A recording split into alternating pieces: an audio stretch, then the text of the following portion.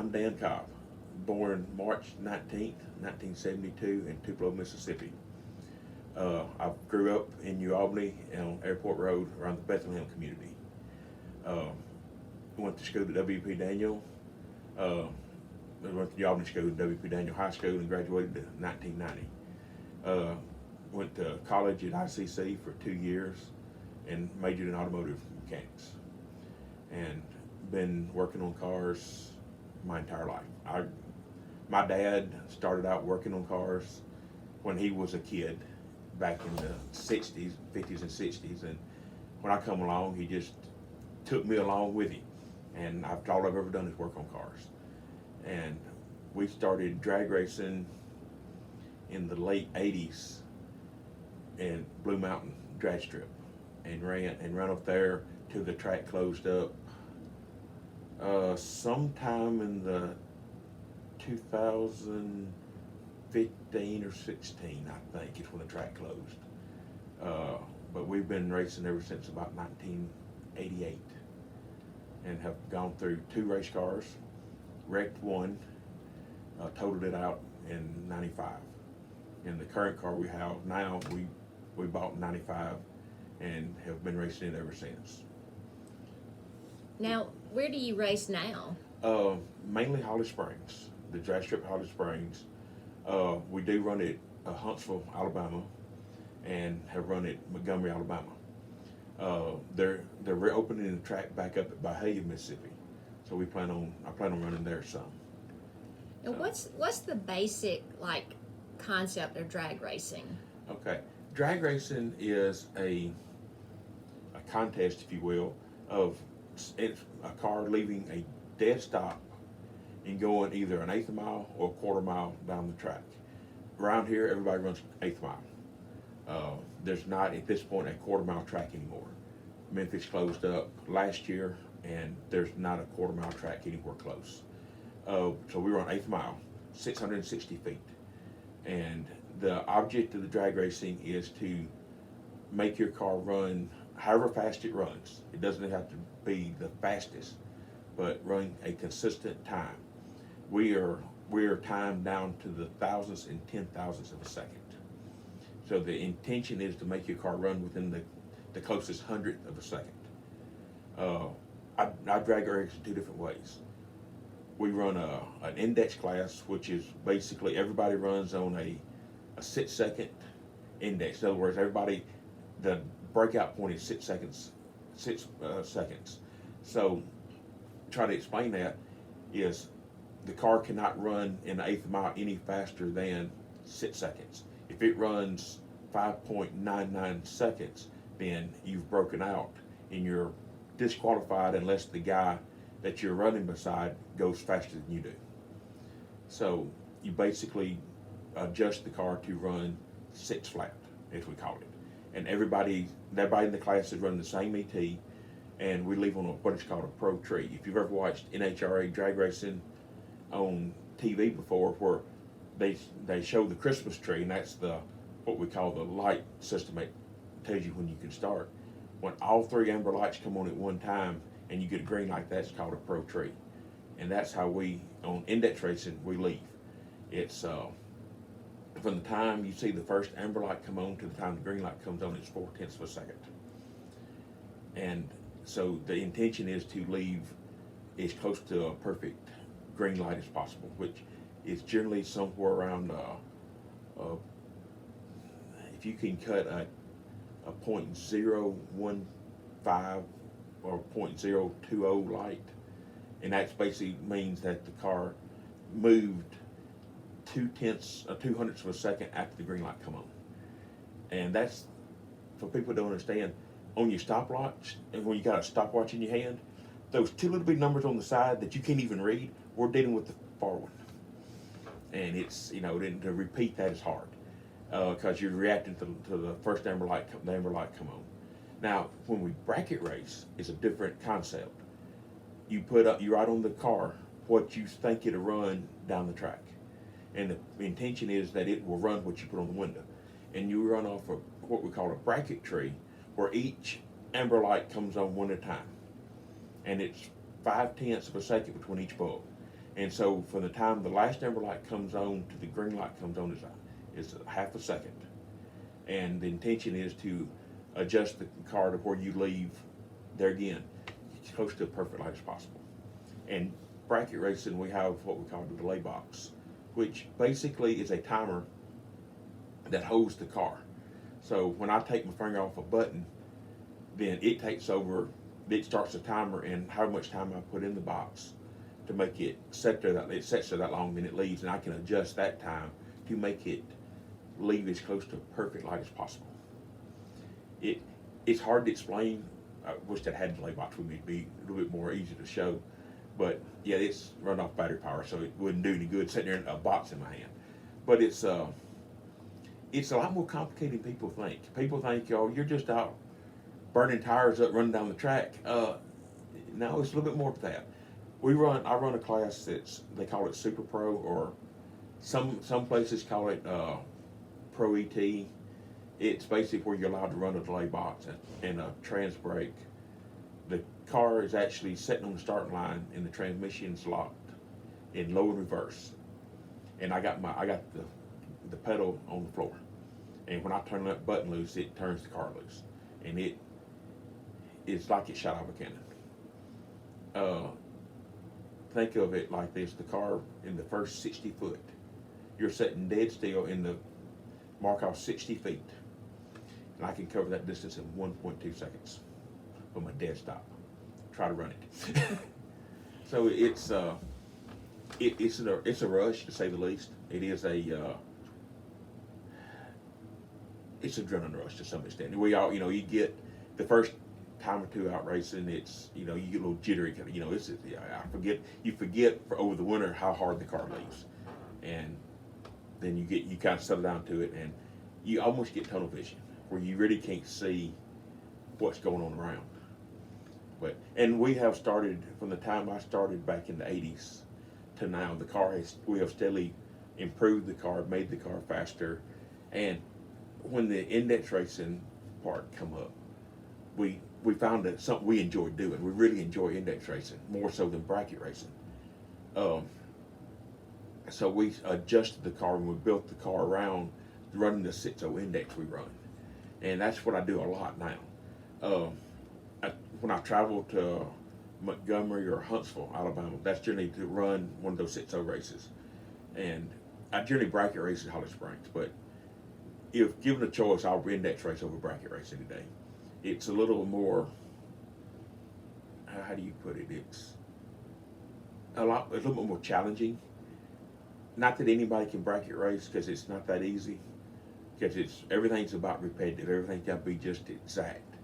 But it's easier for everybody to do it.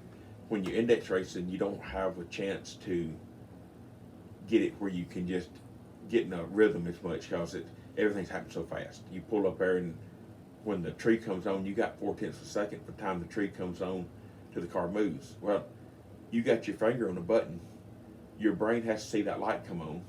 You got to tell you so. You take your hand off the button. You yank your hand off the button. Now, it takes the car a certain amount of time to react. So, and there's no delay box in this. It's hard to make a car leave you and the car together to respond in 4/10 of a second to a single light coming on. And it makes it interesting. It makes it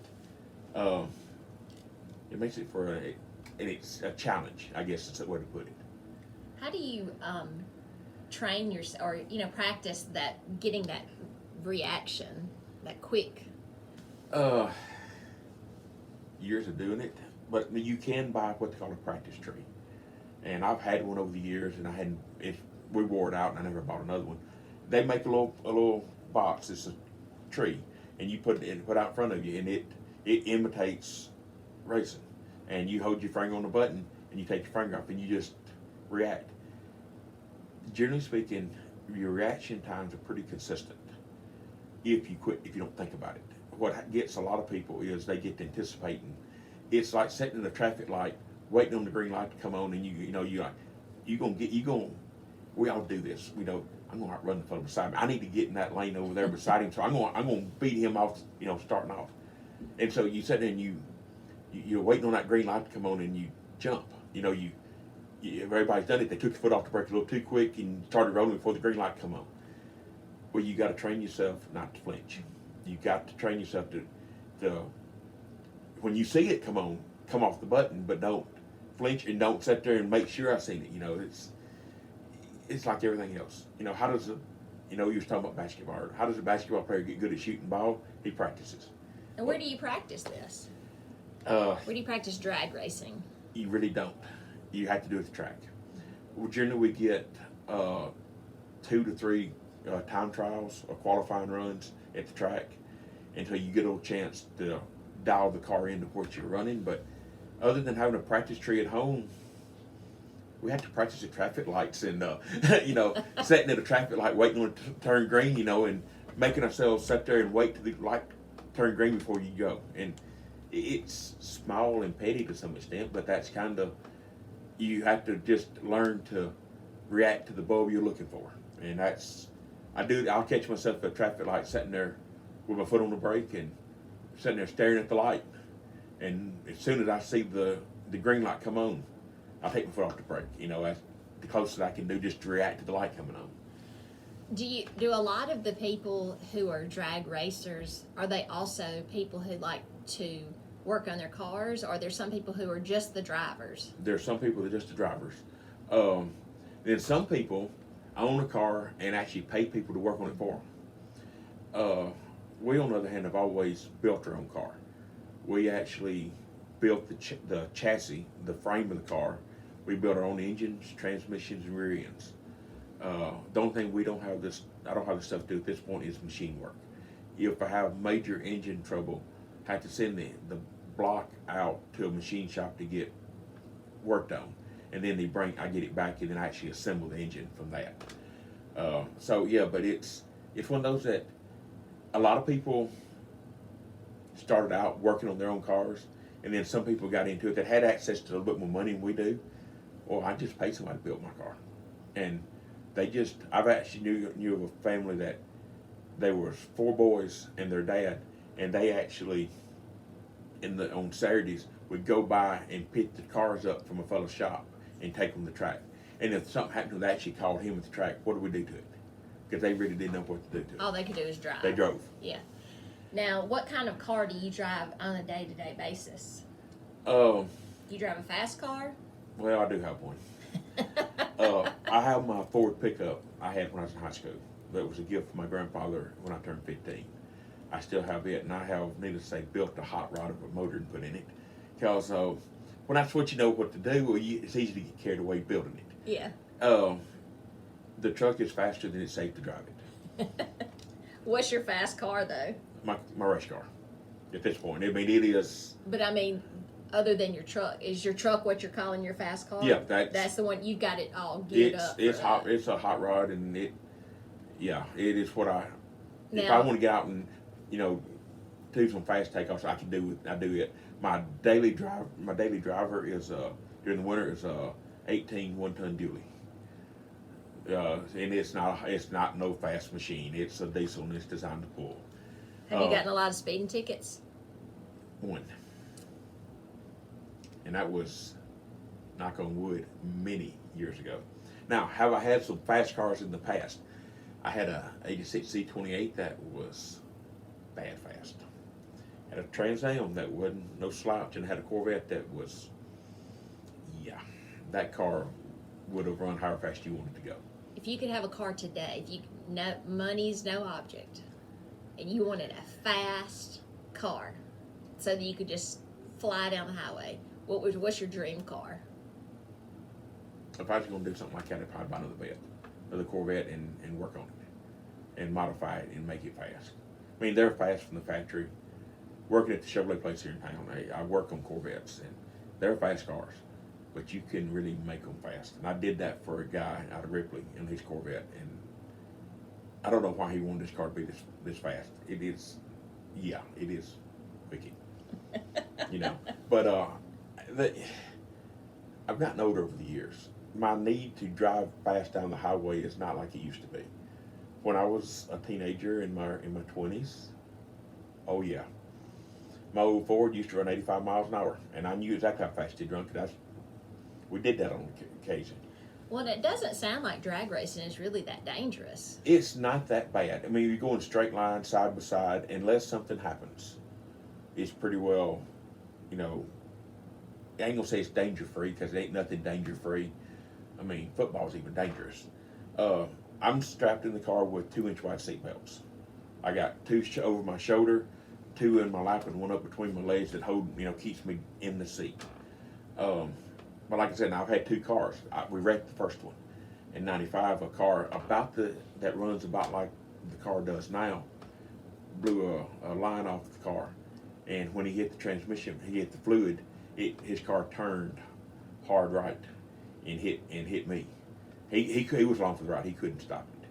You know. So that's where the danger. That's where the danger is. Something just goes bad wrong. I've seen cars blow a tire out before and go rolling over into the finish line. You know, we're going through the finish line about 115 miles an hour in eighth of a mile.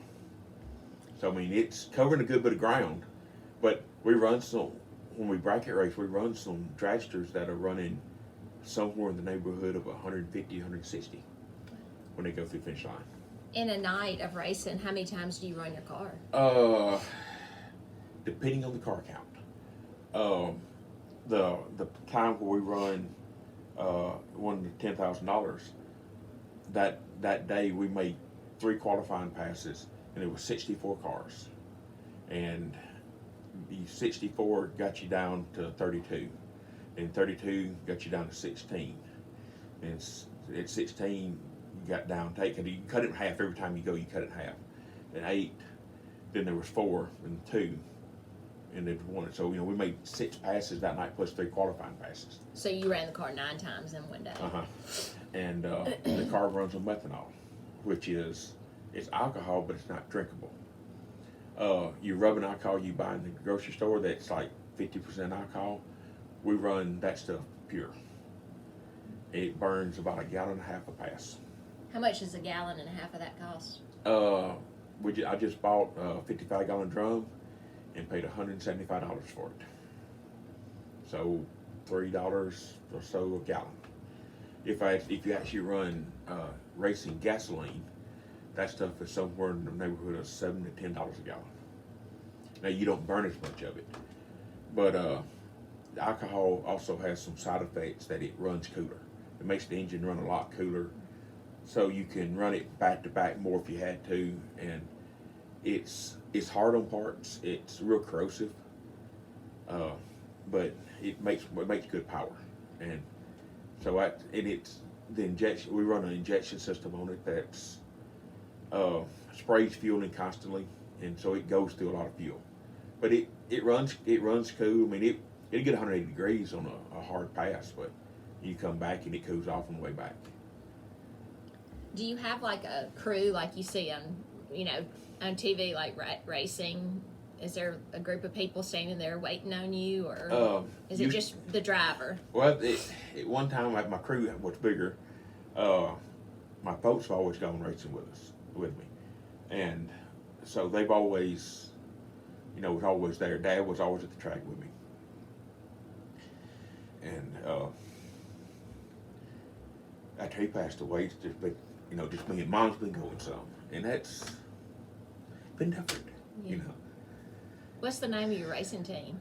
Cobb Racing. Cobb Racing. Yeah, and it's a Camaro, 67 Camaro, but it's all fiberglass. There's not much left of the car that's factory. The whole of the car is it's not much yet left. We've cut it all out. I mean, everybody says, how dare you cut up a 67 Camaro, the first year they made a Camaro. When we got it, it was already cut up some, and that car had been wrecked bad. Somebody pulled it out of a junkyard and turned it into a race car. So it probably never would have been fit to be a street car anymore. But there's been a lot of real nice cars over the years turned into race cars, and some of them have been tore up over the years. But it's a hobby. It's like everything else. I get asked a lot of times, is there any money in drag racing? No. I mean, people do fishing tournaments. People who do golf tournaments, or traveling softball or whatever. Is there any money in any of it? No. It's a hobby. I don't hunt. I don't fish. So to some extent, this is what I spend my time and money on. Now, you did ask what I get around on, and I told you in the winter I drove a dually. I also have two motorcycles. I do ride bikes during the winter, during the summer. In the wintertime I ride some, but not near as much. Now, if it starts warming up and it quits raining, I'll be on the bike. I'll be at work every day on the motorcycle, unless I have a need to go to work and pick up. You know. What kind of motorcycle do you like to drive? Both the bikes currently are Harleys. I've had a Honda Go Wing before, and they're good bikes. I'm not partial to one brand or the other, just whatever I find I like and what I can get. Working on cars for a living, I also have a tendency to work on my own bike. So, Harley's a little bit easier to work on the Go Wings. They're not quite as complicated, but you can work on Go Wing too if you take some time with it. So. When you were in high school, did you take auto mechanics? Mm-hmm.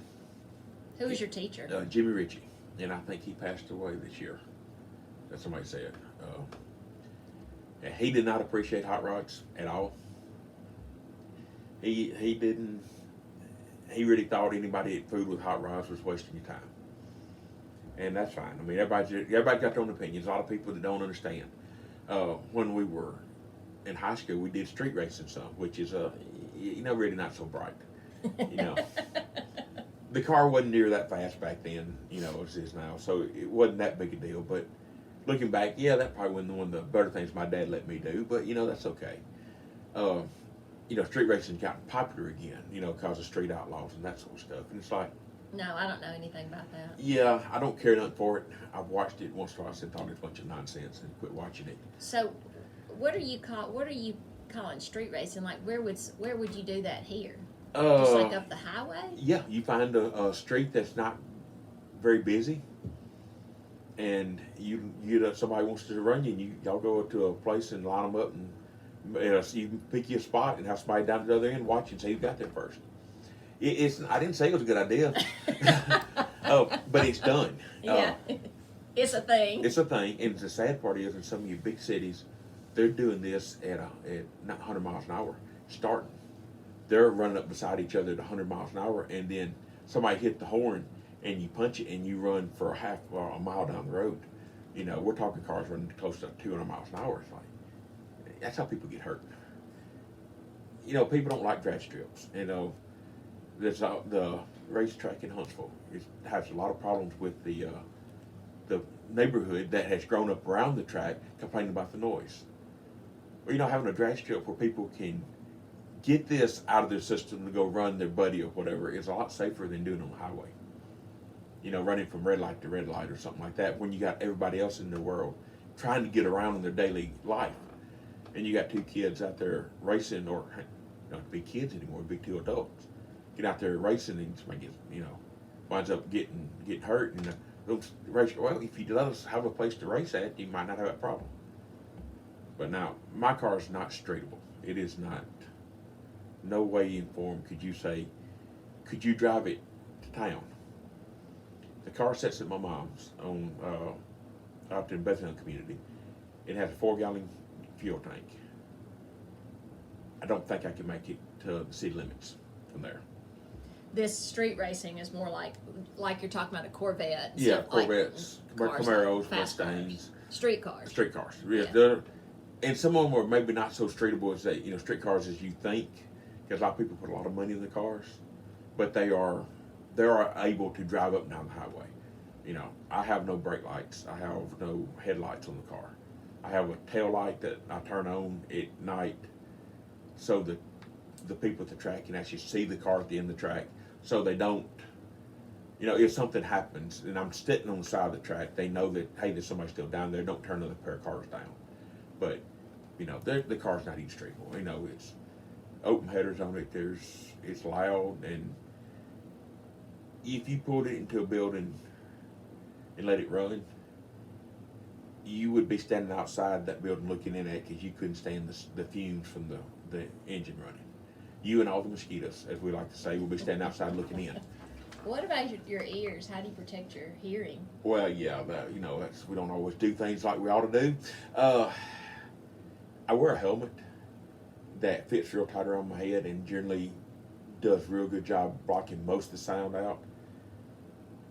And let's be fair, it hadn't been good on my hearing, but when I was a kid, I had loud stereos. That wasn't good on my hearing either. So, yeah, a lot of guys wear earplugs and stuff. I don't. Probably should have over the years, but it's a little late at this point.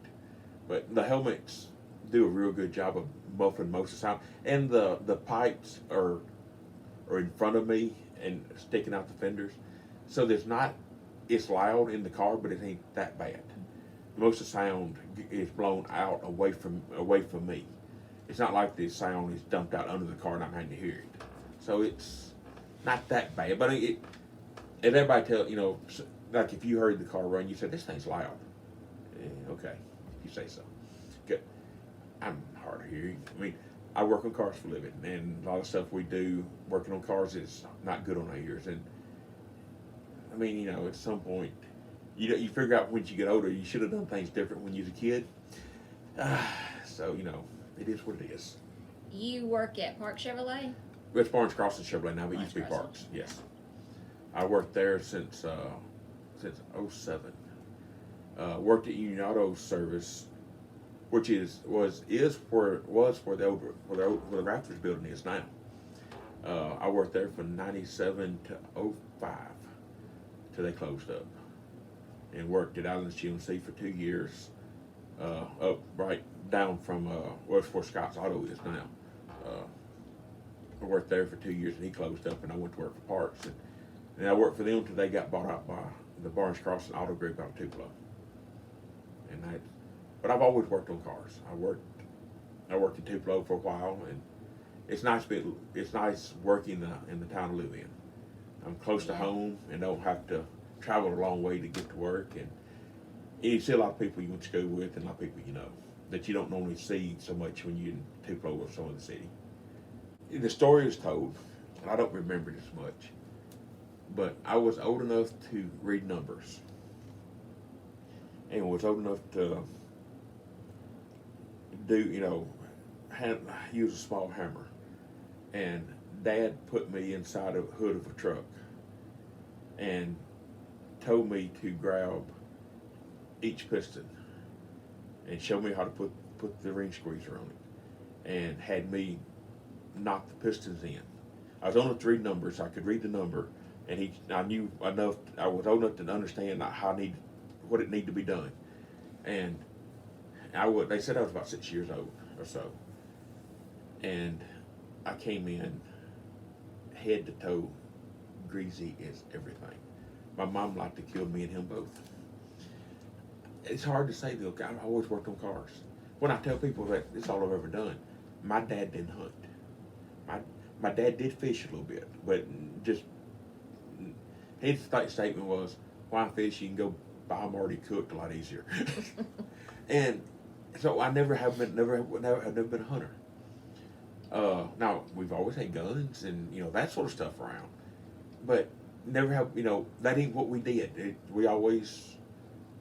He always had a car of some sort, different times that was hot rod, and I just grew up around that mentality. A lot of people grow up going to state football games or Ole Miss football games or basketball, whatever. No, I didn't even go to my high school football games. It just wasn't something. I like football, but I just never have. It's sad, but this is what I've ever done. I've always fooled with cars, done stuff to cars and stuff, and that's just, as I say, at this point, somebody I've been asked before, do you ever see yourself doing anything else? At this point, no. It's all I've ever done. I mean, if I had to find another career, I don't know what I'd do. Because I'm be 51 in a couple of weeks, and at this point, I'm too old to change careers. But I enjoy racing. I enjoy getting out, and my dad always seemed to like the fact that he loved the way the car ran, and he loved the look of people's faces when it would leave the starting line like it does. And he always liked people, brag to him about how well the car was working and stuff, and he always enjoyed that. And there's part of me that does too. Everybody's, whatever you do for a hobby, you like to be good at it. You know, everybody likes to take pictures of an 8-point buck they killed, or 10-point, or whatever, you know, or, and to some extent, we're the same way. You know, we take pride in the fact that our car runs like it does and works as good as it does, and the fact that we don't get rich doing it, but we get lucky every now and then and make a little money to pay for some of the expenses, and we consider that a pretty good weekend. But it's a hobby, and it's something to do. I mean, you know, if you talk to somebody that is wanting to race cars or racing a car, even if it's a street car, and they're doing it at a drag strip, they could be doing a lot worse. Friends have put on Facebook before, teach a kid to enjoy racing, and you won't have to worry about a drug problem. You won't have no money to. And there's probably some truth to that. I mean, just one of those things. This is what all I've done, and I wish I could say, oh, I watched this movie and it got me hooked on cars. I grew up in it, and I guess I didn't have a lot of choice. I mean, if I'd wanted to do something else, my dad would have done it. But I got a knack for working on stuff, and there's a lot of people that work on cars that don't have a natural knack for it, and they struggle with, you know, understanding things. And I guess my gift has always been to work on stuff, and that's what I've always done. And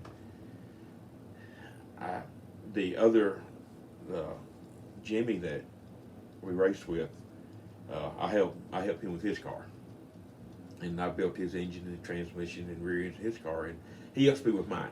At this point, my dad had in the last few years had gotten where he couldn't help me work on the car much, so Jimmy come up and would help me from time to time when I needed an extra set of hands, and so. But I've always worked on his car, so it's always a good trade-off to some extent. So you meet a lot of friends. I got friends in Batesville and Muscle Shoals, Alabama, and Jackson, Tennessee, and all over the place that I've met over the years drag racing. I run into from time to time, and it's, you know, it's hard to explain it for somebody that don't know.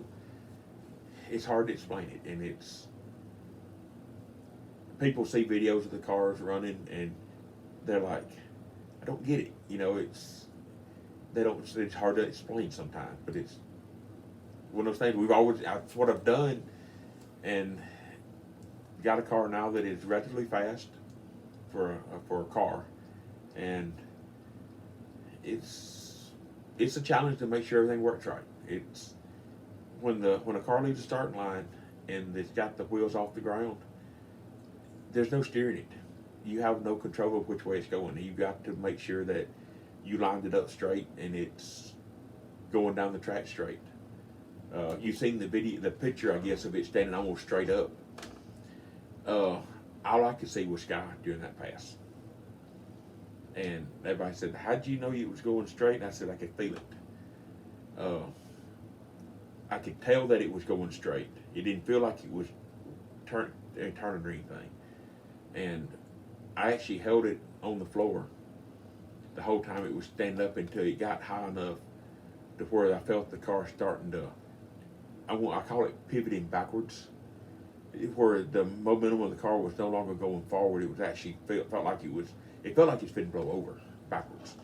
And at that point, I said, I better let this thing back down. So I actually backed my foot off the throttle just a little bit and rode it down. And that pass there, we figured up about 380 feet on the rear wheels, over half track on the rear wheels, and it come down.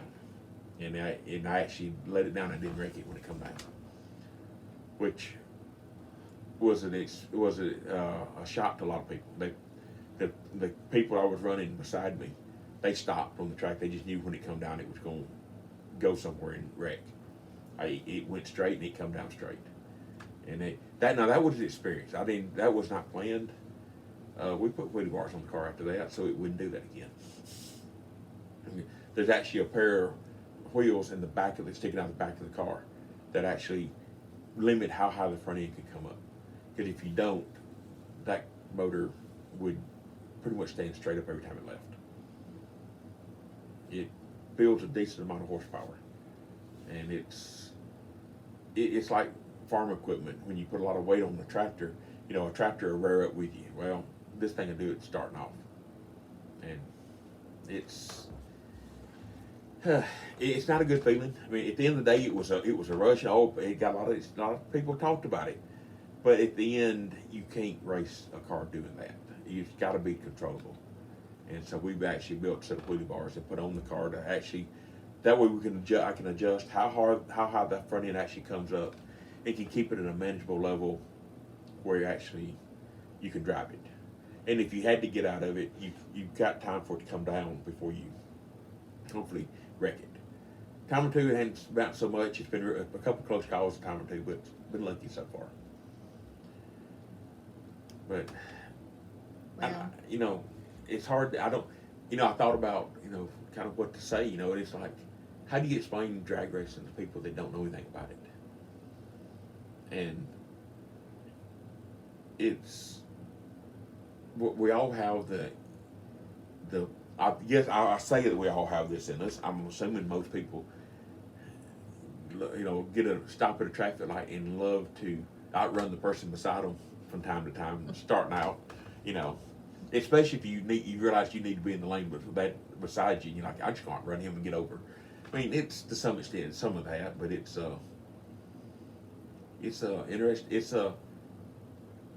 interesting thing to do if you've never done anything like this before. Anybody could take the car to a drag strip and make a pass in it. I mean, you can run completely stock cars. I've actually seen people run Cavaliers and stuff down the track. You know, so it's one of those that there's people that don't drag race all the time, but every year the Corvette Club and Tupelo and some other people will rent Holly Springs drag strip out and actually have it there for the day to people to come in and make passes in the car, grudge race their friend or whatever, and you know, just have a good time. And you know, people tear them up doing it, and that's one of the reasons I don't race my old pickup, my old Ford, is because I don't want to tear it up. Because you will find the weak spot in the car drag racing it very much.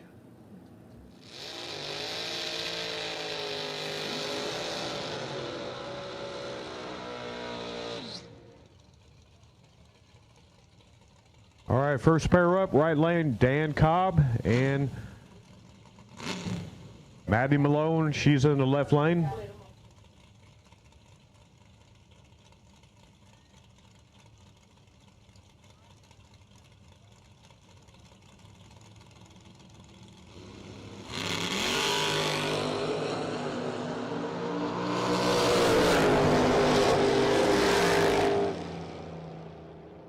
All right, reaction time for the right lane, and the right lane does take the win. Dan Cobb goes